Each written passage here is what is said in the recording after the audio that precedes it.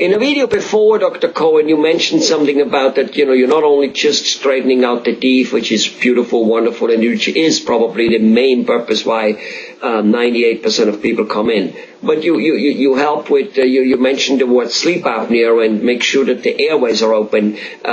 So a person who, let's say, doesn't need braces, should he still come to you for sleep apnea thing, for getting the airways? Tell us.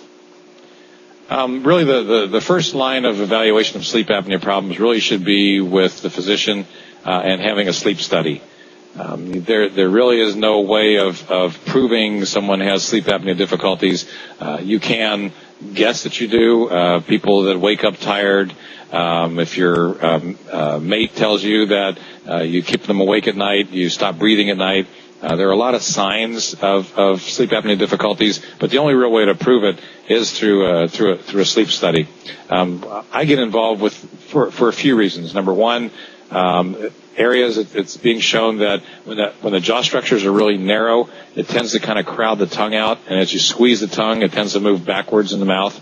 In some instances, it doesn't make any difference, but in others, if there's not much tolerance back there, it can add to sleep apnea difficulties. So a lot of times, we'll end up doing a lot of width change to the jaw structure to get more tongue room. The people that tend to have a lot of problems with sleep apnea, a lot of times also are we call it retrognathic. Their lower jaw is set back. The tongue is really the main culprit in this type of sleep apnea. And the further back that the lower jaw is, the further back the tongue is. In many of those instances, if we catch them young, we can help them grow forward. In some instances, we actually have to help them, along with jaw surgery, to actually make their jaw longer, to help bring that tongue forward so that they can breathe better. And so is that something you do in your practice? And is it separate or from orthodontics? Is it incorporated, or can it be both, incorporated or separate? They kind of go hand in hand as far as, I'm assuming you're talking about the jaw surgery aspect of it. Well, I'm assuming about the whole sleep apnea, the whole jaw correction, which you might be doing as you do a ortho case. But what about people who don't need an ortho case but might have sleep apnea? They might have it tested. It's true, they have sleep apnea.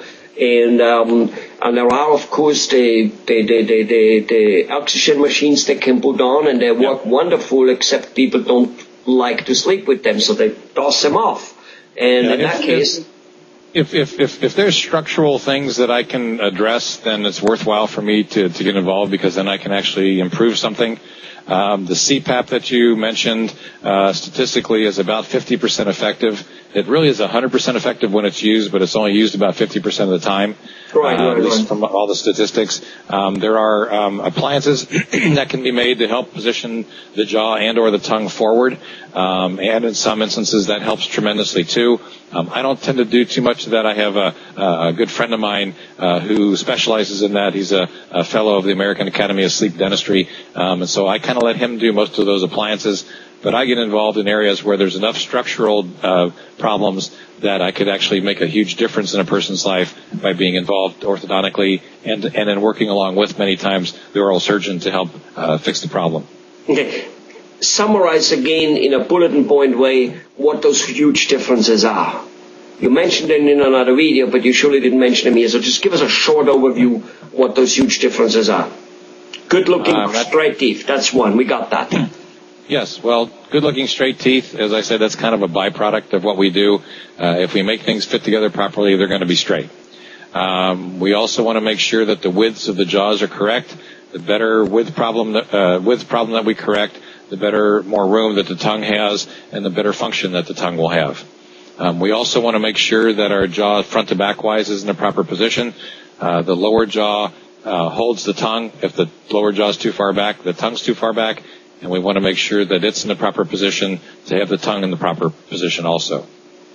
Okay. And that makes the person breathing better, makes them their muscle tensions around the neck, head better, makes them looking better, not only because the teeth are straight, but because the jaws are aligned correctly and don't look, they just have been knocked off by Muhammad Ali or something like that, right? Absolutely, absolutely. Good. Well, all right. Here we have it. Very informative again. Thank you.